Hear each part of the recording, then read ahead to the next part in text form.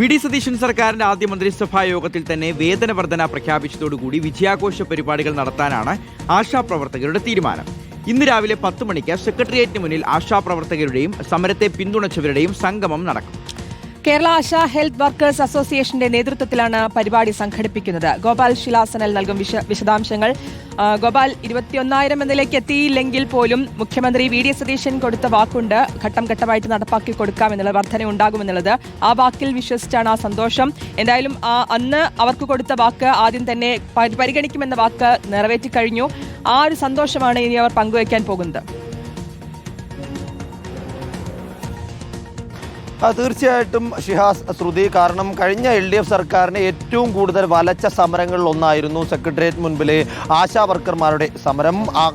നിരവധി ദിവസങ്ങൾ, മാസങ്ങളോളമാണ് ആ സമരം അന്നവിടെ നീണ്ടുപോയത്. വലിയ തരത്തിലേക്ക് അന്ന് പിന്തുണയുമായി UDF-ഉം കോൺഗ്രസും എല്ലാം തന്നെ പരസ്യമായി ആശമാർക്ക് പിന്തുണയുമായി രംഗത്ത് വരികയും ചെയ്തതാണ്. പിന്നീട് UDF സർക്കാർ അധികാരത്തിൽ വന്നതിന് ശേഷം ആദ്യമെടുത്ത സുപ്രധാന തീരുമാനങ്ങളിലൊന്നായിരുന്നു ആശാ വർക്കർമാരുടെ ഓണറേറിയം 3000 രൂപ കൂടുതൽ വർദ്ധിപ്പിക്കുക എന്നുള്ളത്. ഇതോടുകൂടി തന്നെ 9,000 രൂപയായിരുന്ന ഓണറേറിയം 12,000-ആയി ഉയരുകയായിരുന്നു. ഇതിന് പിന്നാലെയാണ് ഈ ഘട്ടത്തിൽ ആശമാരുടെ സമരത്തിന്റെ വിജയം എന്ന നിലയ്ക്ക് ആശാ കേരളം വിജയത്തിൽ മുന്നോട്ട് എന്ന പേരിൽ ഇന്ന് സെക്രട്ടേറിയറ്റ് മുൻപിൽ ഒരു വിജയ പരിപാടി അല്ലെങ്കിൽ ആഘോഷ പരിപാടി അല്ലെങ്കിൽ അത്തരത്തിലൊരു ആഹ്ലാദ പരിപാടി സംഘടിപ്പിക്കുക എന്ന തീരുമാനത്തിലേക്ക് ആശാ വർക്കർമാർ എത്തിയിരിക്കുന്നത്. കേരള ആശാ ഹെൽത്ത് വർക്കേഴ്സ് അസോസിയേഷന്റെ നേതൃത്വത്തിലായിരിക്കും ഇന്ന് രാവിലെ 10 മണിക്ക് ഈ പരിപാടി നടക്കുക. ആശാ സമരത്തെ പിന്തുണച്ചവർ, ആശാ സമരത്തിൽ പങ്കെടുത്തവർ, വിവിധ സംഘടനകൾ, സാമൂഹ്യ പ്രവർത്തകർ, കലാ സാംസ്കാരിക രാഷ്ട്രീയ മേഖലകളിൽ നിന്നുള്ളവർ അടക്കം പങ്കെടുത്തുകൊണ്ടുള്ള